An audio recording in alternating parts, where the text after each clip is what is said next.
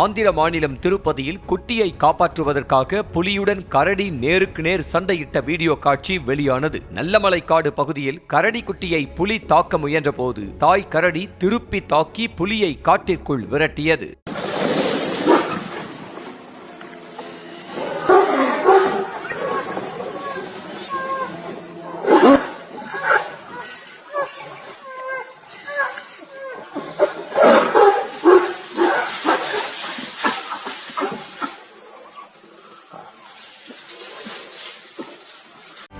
செய்திகளை உடனுக்குடனும் துல்லியமாகவும் தெரிந்து கொள்ள சப்ஸ்கிரைப் பண்ணுங்க.